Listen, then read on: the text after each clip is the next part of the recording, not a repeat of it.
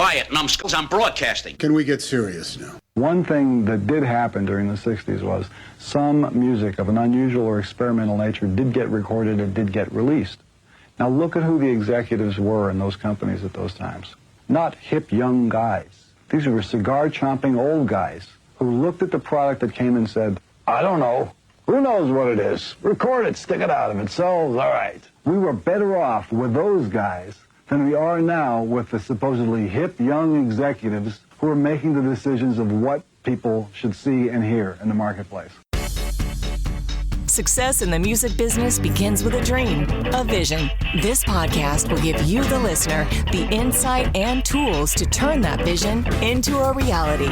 Meet the industry professionals who work day by day behind the scenes, helping to make those dreams come true. Welcome to the business side of music.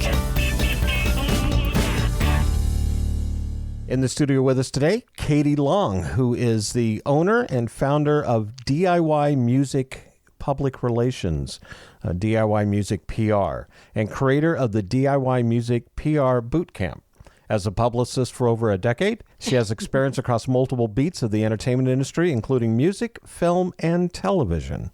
In addition to full-service PR and coaching independent artists, she's worked with many major recording artists, including Cyndi Lauper, French Montana, Neil Diamond, one of my absolute favorites, Dave Grohl, and Pentatonix, just to name a few, and continues to work with award shows such as the Grammys, Billboard Music Awards, and the American Music Awards. She's been a featured speaker at many industry events for organizations such as CD Baby and the Berklee College of Music. Welcome to the show. Thank you so much, Bob. I'm excited to be here. You know, we've had a conversation or two over the phone, and we've also exchanged a plethora of emails, which is kind of how we all seem to do business these days. You know, I'm old school, as I tell a lot of people. I'm an analog guy in a digital world, and I remember us used to having meetings. You'd go to a restaurant and have lunch or breakfast and have topics of conversations about, you know, what's the next thing we're going to work on? What's it all about? But we're in the 21st century now, and we need to fast forward with that technology. And I think, you know, that's part of what we're trying to deal with today, especially in public relations, because when you bring the independent artist into it that doesn't have the support of the major record labels or even the independent record labels. And that's really a big part of our listening audience, is that independent artist. They really probably don't have all the tools they need to make things happen, right? That's exactly right. And I think that's why it's so important to help independent artists have the tools that can actually help elevate their career. And you can do that by education, and that helps build confidence and helps them feel empowered. The conversations I've had with some artists, independent artists, when they're putting their careers together, whether it's building that EPK, the electronic press kit, or it's writing their bio, or, you know, how to reach out to people, creating that to-do list, everything that you need to do, it really takes someone to be able to help them, at least the understanding of it, the educational process of it in the beginning, because back in the record label days, you had all those people put together. You could make all those things happen. Now it behooves the independent artist to be able to do those things themselves. How do they go about figuring out how to do that? I mean, can you find it on YouTube, or, you know, how do you know, what's the best way to write the bio or how to put an EPK together? Do they need it, and all that strategy? I mean, a PR, or at least the education, the learning of that from a publicist or a public relations firm, it's still vital, if not even more so these days. Absolutely. And, I think something that I'm really an advocate for is many times indie artists want to jump right into publicity. And it's important that you actually have a base and a fan base and a story and a social media following and a Spotify audience as well before starting that, because that's going to help feed your PR campaign and actually help build your credibility. So there's actually some starting points that you want to address prior to hiring a PR team, if that's in your budget. And if it is in your budget, it is so important that you know what your publicist is doing for you and the time that it takes and what it takes to put into a PR campaign before actually spending your money on a publicist personally. And so to answer your question about how do you find out these things, I mean, that that's what I teach, is how to actually put it all together. And you can Google these things. You can, find different resources. CD Baby has a wonderful blog called the DIY Musician blog, and I'm a huge advocate for their services. I believe Ditto Music also has a great blog that helps with these things, but it's all you have to kind of piece it together. So it takes a lot of time and research, which is all great, but there are, that's my purpose, is putting it all together for the musician to help them save time and money and have confidence in the way that they're reaching out to this person, whoever it may be. And that confidence is such a huge part of it too. I think it's so difficult for some artists to wrap their heads around this because they're all very creative. From a business perspective, not so much a lot of the time. It's not all the time. I think there's some very sharp, shrewd entertainers out there that know the business. But for the most part, artists are creative. They may even know how to write that bio or write that EPK, but how do you turn those into assets? Really, and what we're talking about here at the end of the day is you're really trying to build your brand. You're trying to create the brand of who you are and what you are, because it's so competitive out there. There's so many other artists doing a lot of the same thing, even if your music is very unique and distinctive. But that's what it is. You're building a brand. So you have to create assets. And what are those assets? Right. So it's definitely, I love what you said, there's so much competition out there, and that is so true. So it's so important that you are targeting people specifically to your genre and people that would specifically be interested in your music, so you're not wasting time and you actually have a better chance of getting results. Now, of course, you also want to be taken seriously by the industry, right? Because a lot of times these artists are getting pitched by their publicist. Many times, media outlets who support the independent music scene appreciate when a musician is pitching their music themselves. It's just important that it's done in a very professional manner. One of those assets that you touched on previously is your bio. And it is so important. This is one of the building blocks of what I call your musician's toolkit. And your musician's toolkit are the 10 assets that you need to effectively build your brand and create brand awareness. Sometimes you need all of them, sometimes you don't. But your bio is one of the fundamental assets because that's your opportunity to tell your story. One of the fundamentals of PR is telling your story, right? It's telling your story and building relationships. And that's how you're going to create a compelling interest by the media. So your bio, I always suggest that you have 3 forms prepared. So your long form bio that has basically everything, that's relevant to your career. Always make sure it's relevant to your career as a musician. One of the things that I see a lot and that I coach people on is that artists will include, I moved to Los Angeles in 2012 and moved in with my college roommate, for example. And that's not relevant to your career as an artist. But if it had to do with getting signed by an indie label or a record label or something, that's completely different. So always make sure that the information you're sharing is compelling and has to do with you as a musician. So also the short form bio. So that's, you create your long form bio. That's the mother of all of it, right? And then you pull these other 2 forms from the long form. So your short form is about 200 to 350 words, and you use that for a majority of your online platforms. So that could be your Spotify, your SoundCloud, your Facebook, but people have very short attention spans, right? So it's really important that you're keeping their attention, and that's why, for the most part, we use the short form bio. And then you have an even punchier 1 to 2 phrase bio for your Instagram and Twitter, but that's pretty much all you're using the 1 to 2 sentence bio for. So your short form bio is so key to have prepared professionally. It needs to be in third person. It needs to be engaging and concise. That's pretty much the name of the game. I think you hit a button that makes perfect sense that artists need to understand, and that is the attention span of so many people.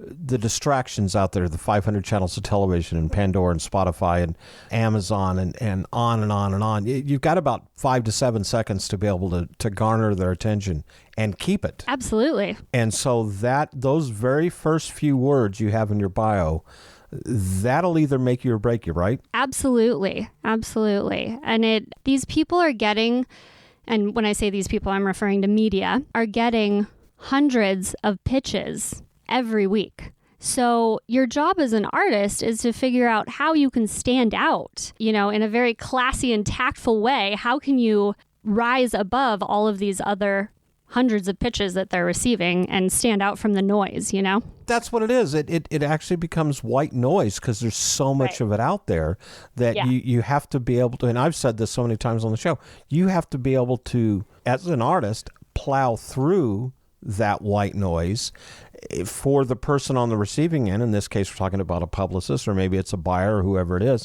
They have to be able to see through that or hear through that white noise to be able to find you. Right. And position yourself in a compelling way, which is easier said than done, but it gets easier with the more practice that you have, right? Yeah, I know that on Facebook, I get so many invitations all the time, and I talk about this a lot. I get so many invitations to join people's Facebook page that are musicians or artists. If I did that, I'd spend a good chunk of my day on Facebook just looking at that.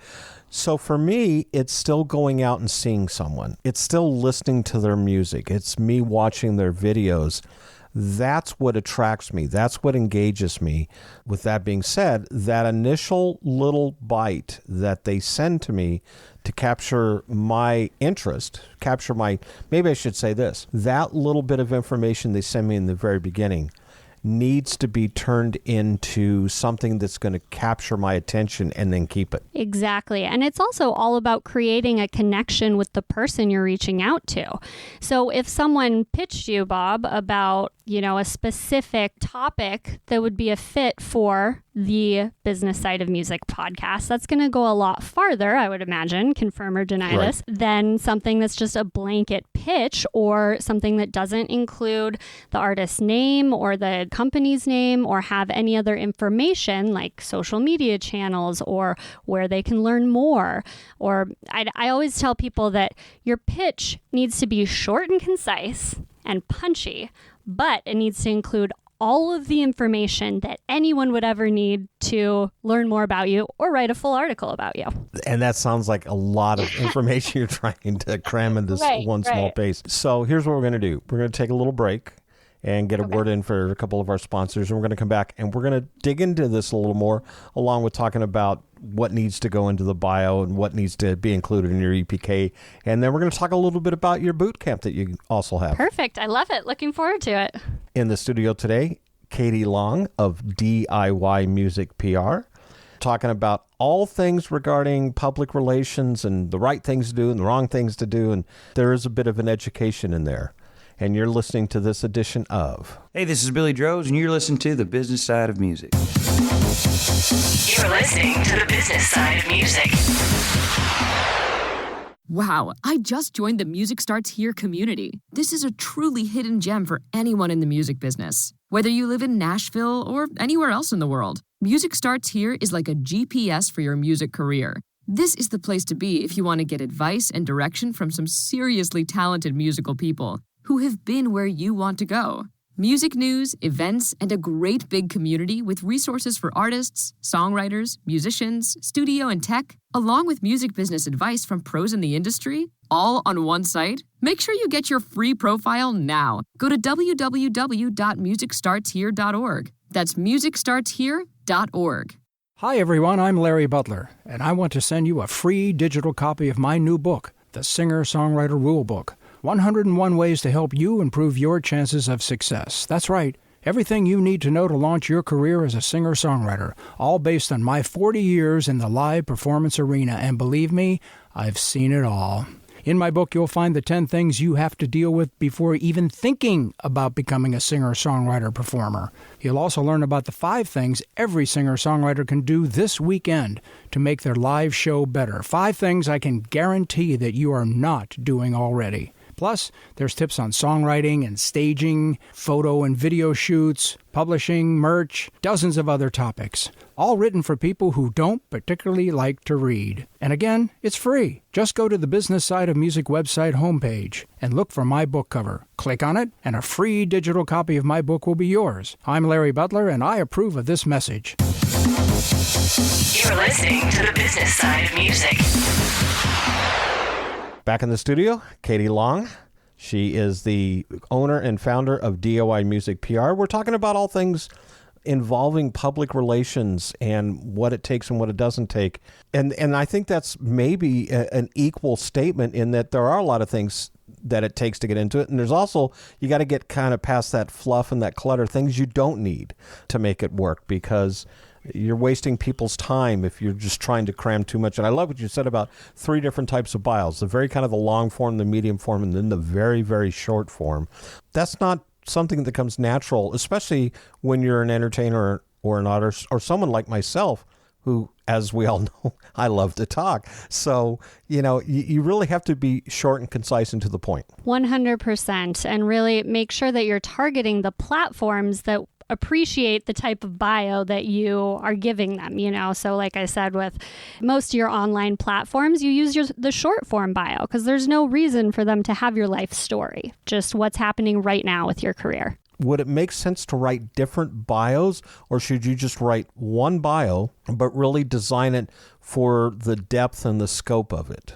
One bio, because going back to what you said about the brand awareness, you want to make sure that all of your information, whether it's your bio, your logo, your promotional photos, all of that are consistent across all of the platforms, because you want people to start recognizing you when they see you on different platforms. And it is, once again, all part of that brand that you're associating with.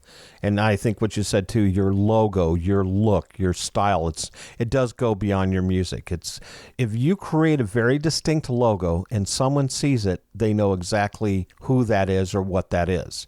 So you have to treat your music career as it is a brand, and you're marketing that brand. 100%. You are a brand, and that's exciting. That's really a cool thing. And once you can own that as an artist, I think it makes it a lot easier and a bit more clear for you in what your purpose is when you're promoting. So like you said, a compelling logo.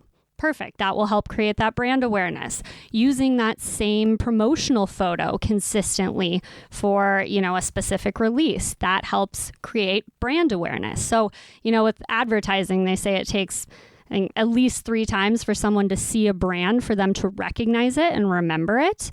And it's the same thing with building your brand as an artist. Let's talk about the EPK. This is something that we really try to make an impression with our artists that we work with. That electronic press kit is probably more important now than it ever has been, say, 10, 15, 20 years ago, because the way to be able to send information and retrieve it and obtain it is a lot easier than it used to be. And that electronic press kit can be your best friend, or it can be your worst enemy. Absolutely. And like you said, it's one of the most important pieces now, because artists used to use one-sheets, right? And some of them still do. And that is a PDF format of basically your EPK. It has all of the information that somebody needs to learn more about you as an artist.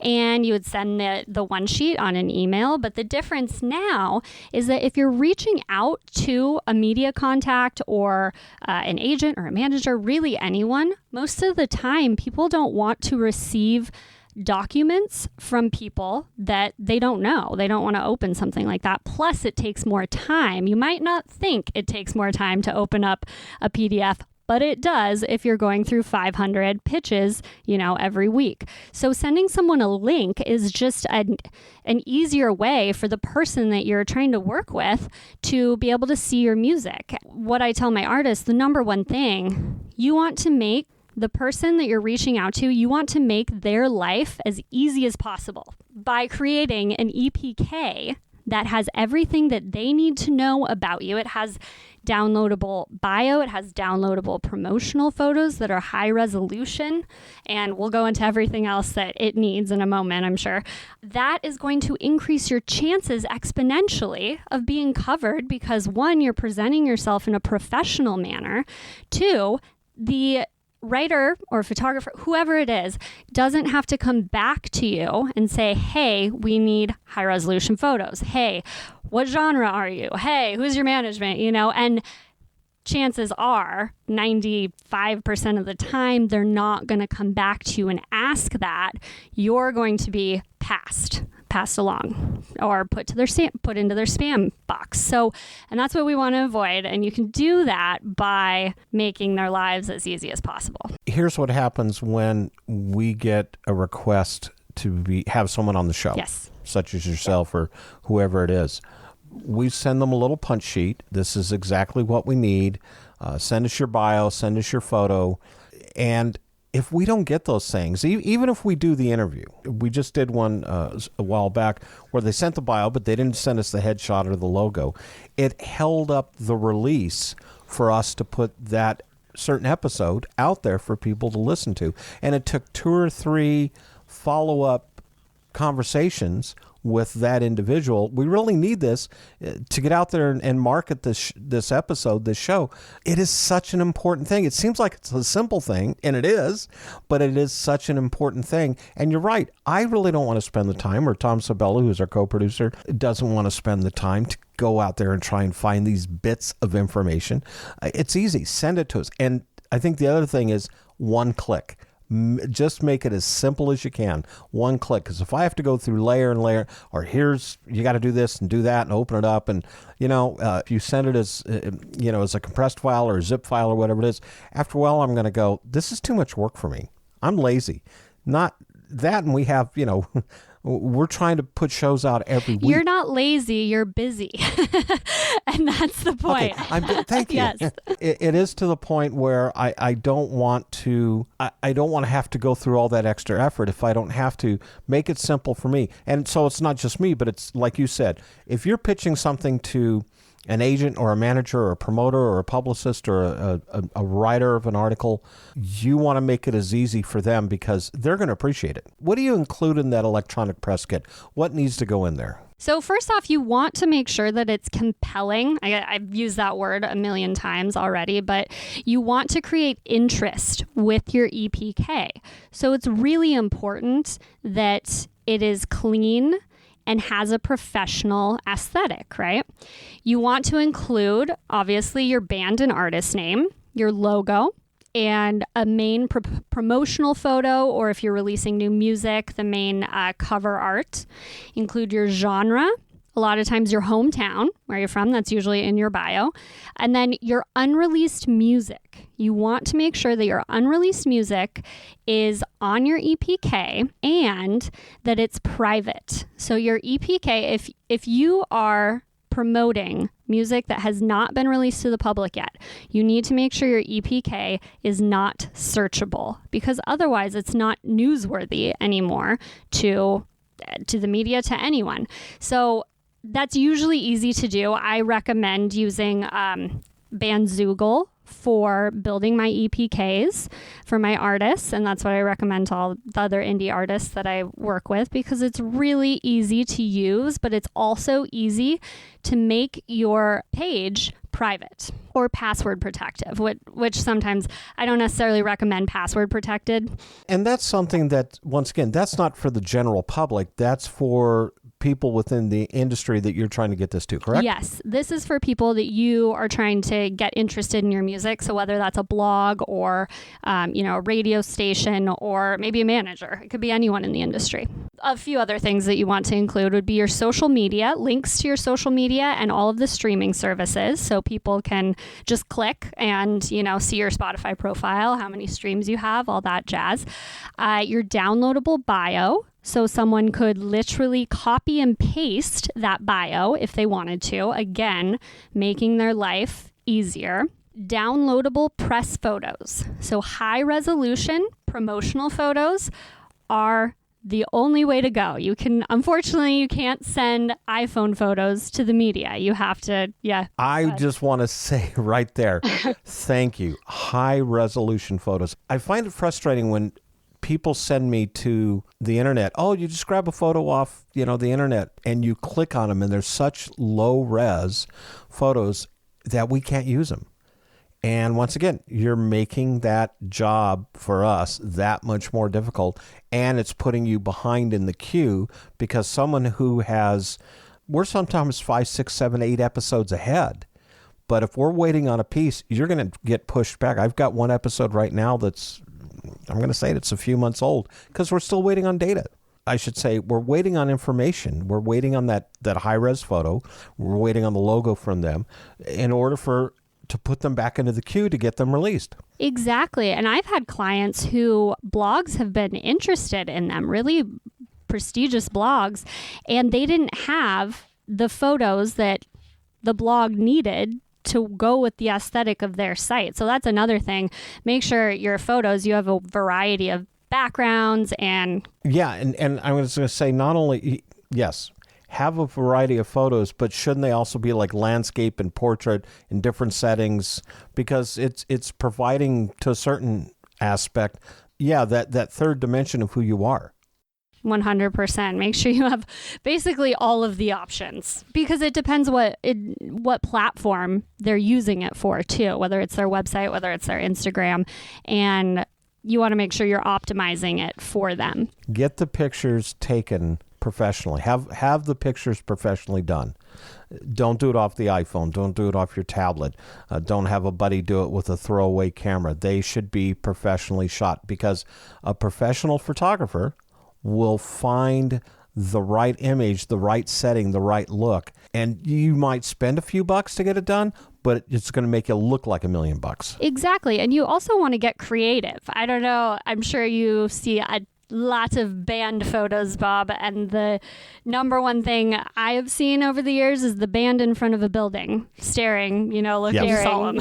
So it's another brick building. Exactly. Yay. So get creative. I bet that's the same brick building I've seen in about 200 other shots. Right, 100%. So you really want to make sure that it's something that represents your music and is different. One of my clients, Phoenix, her photo shoot her album was called Everything Girl. So her photo shoot, and she's beautiful, had, different images of what she would and looks of what she would consider to be an everything girl. And then Adara, she's legitimately obsessed with all things space and NASA. So a lot of her photos are related to something terrestrial, or you can do that in a classy way. But it definitely sets you apart from, again, the hundreds of other artists that you're trying to stand out from. It should really reflect not only who you are, but what you are. Yes, and what you represent. Because you're going to get pretty deep with that impression when you send it out there. Yes, exactly. 100%. So a couple more things. For the EPK, if you do have a music video, definitely include that. For the unreleased music, I do recommend using SoundCloud, embedding a SoundCloud in there, because a lot of the blogs like to use that if you don't have a video, because they can embed it easily into their website, and you don't need a subscription like Spotify or Apple to be able to hear it. Also, if you're touring, make sure you have your tour dates so people know that you're working. And make sure those tour dates are current. Yes. I was on the phone with an artist yesterday, and I said, I see you're going to be in such and such city. Yeah, that date canceled, and I'm going to be in this market. That's, when you're trying to make that impression on someone.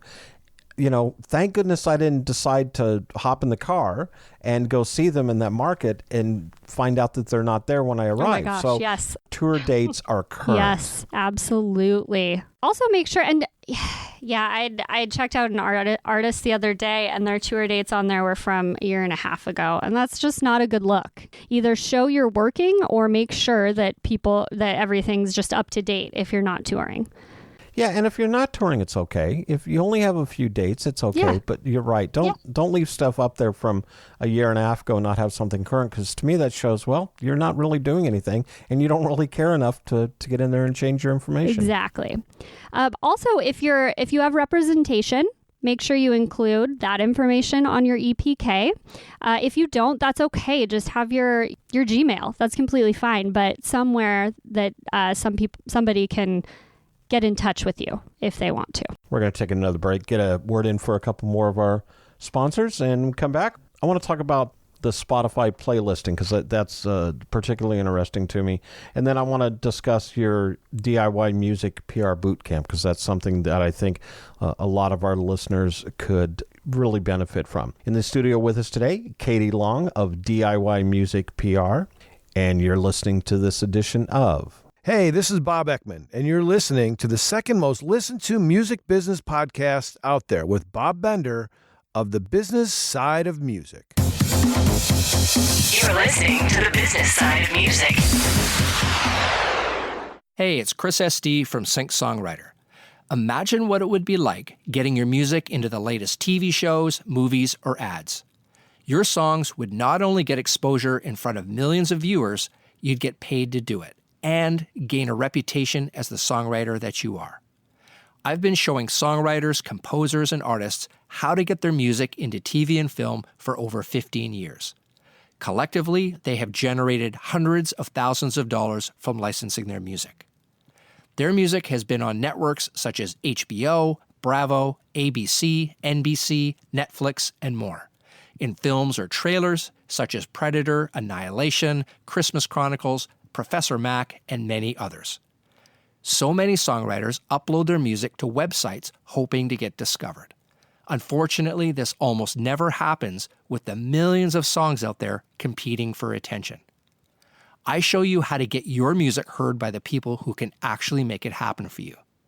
When you start getting your music licensed, you automatically develop a reputation in the industry. This lets you get syncs over and over again. If you'd like to discover how to connect with the right people in music licensing, just click the Sync Songwriter logo on the Business Side of Music webpage, and I'll see you there.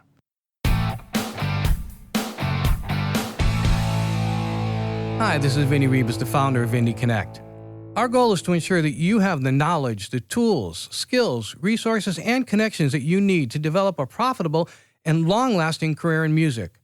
One way we do this is through these Business Side of Music podcasts. I'd also like to invite you to check out Indie Connect magazine, our free multimedia online publication packed with practical interviews and advice from music industry experts.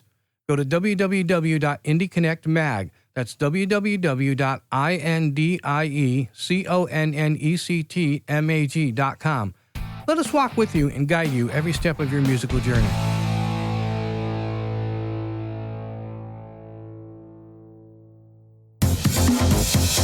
You're listening to The Business Side of Music. All right, we're back. Kaytee Long, owner and founder of DIY Music PR, is with us. We're talking about all things public relations, publicity, branding yourself, really kind of getting that campaign to let people know who you are. One of the things that I like, and it is, of course, it's somewhat controversial. You have the folks that sit on the fence of Pandora and of course, Amazon, and then you've got Spotify. That playlisting is so important. Especially if you're starting as out as a new artist, playlisting and building your credibility, quote unquote, on Spotify can actually help build your story as an artist, which is so important, and show people that people are listening to you and people really like your music, and that's a reason for them to cover you or write a story about you or just listen to your music. So being able to increase your exposure on Spotify is one of the top things that I recommend to my artists, and really building that profile out. It's not that hard. It's not that difficult. It takes a little bit of time, but it's something that should be done. Yes, it does take time because there's not really a place for you to go and say, oh, this is the name a number of the playlister who owns this playlist that would be perfect for my new single.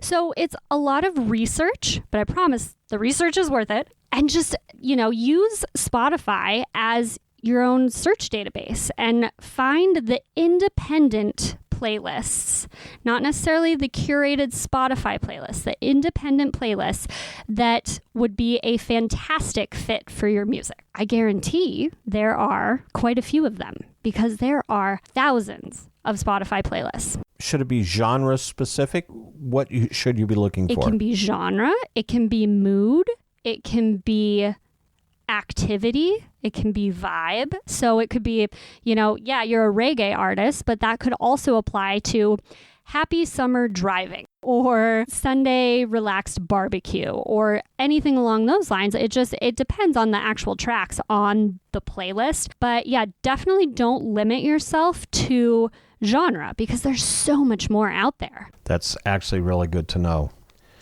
Let's talk about your DIY music PR Bootcamp because this is really intriguing also.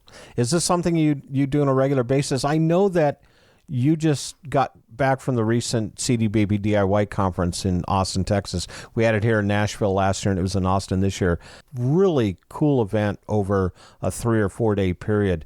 Is this something that is the outcome of that or is this something you've had going for a while? So I've had the bootcamp for probably about 2 years now, at least 2 years. First off, the DIY Musician Conference from CD Baby is one of the best conferences you can attend as an independent musician, in my opinion.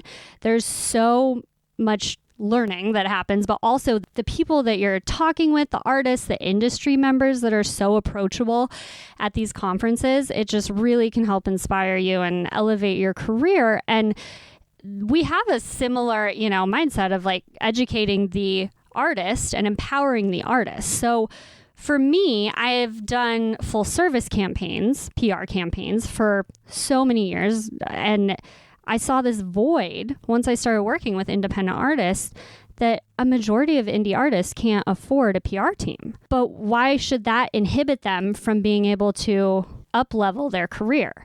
So I decided to, share my knowledge and my experience from over the years and take the artists through the step-by-step process of completing a new music release campaign, or maybe it's for your new music video or a tour.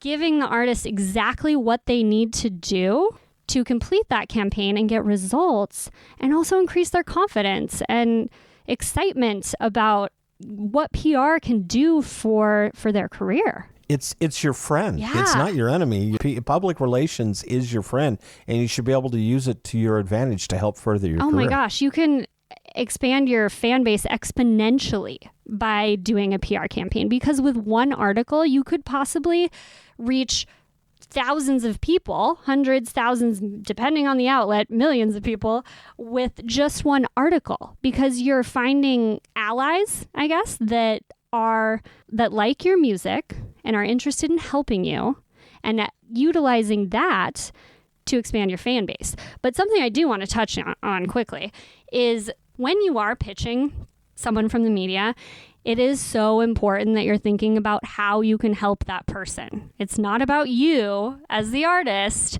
at this moment in time. It is about the blog that you want to pitch. So why would they be interested in your music, and how can you help them? And that's going to go a long ways.